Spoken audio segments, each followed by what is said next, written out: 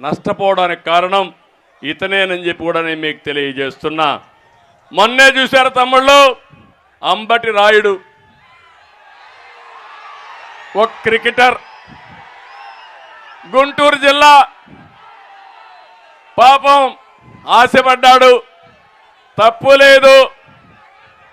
జగన్ మాయగాడున్నాడు, మాయ చేశాడు, నీ గుంటూరు పార్లమెంట్ ఇచ్చేస్తా అన్నాడు, పోయి పని చేసుకోమన్నాడు. ఏం తమ్ముళ్ళు అంతవరకు బాగానే ఉందా? ఇంకొకరిని పిలిచి నీకు ఇస్తా అన్నాడు, ఆ పేరు నేను చెప్పను. దాంతో ఇతనికి అర్థమైపోయింది, దాంతో ఆయన నైజం అర్థం చేసుకున్నాడు. వచ్చే ఎన్నికల్లో వైసీపీ క్లీన్ బౌల్డ్ అని అనుకొని అక్కడి నుంచి ఫీల్డ్ లేక్ ఎంటర్ కాక మునిపే పారిపోయాడు.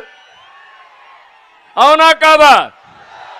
ఇది మీ అందరికి అర్థమైందా నేను అడుగుతున్నా. ఈ రాష్ట్రంలో అందరినీ మోసం చేసి, ప్రతిరోజు మాటలు చెప్పి, ఎదురుదాడి చేసి, నానా బూతులు తిట్టించి తద్వారా రాజకీయం అనుకుంటున్నాడు.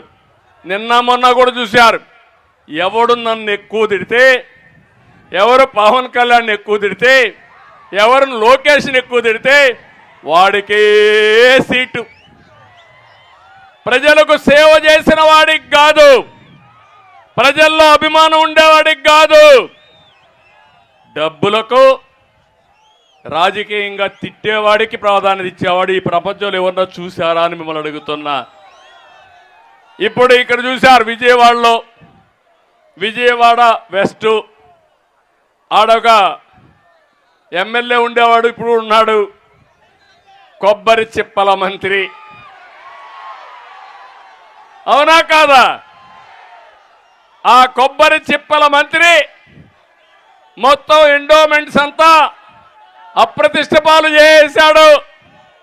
ఇప్పుడు ఆ కొబ్బరి చిప్పల మంత్రి వెస్ట్ లో వేస్ట్ అయ్యాడు, సెంట్రల్ లో బెస్ట్ అయిపోతాడు.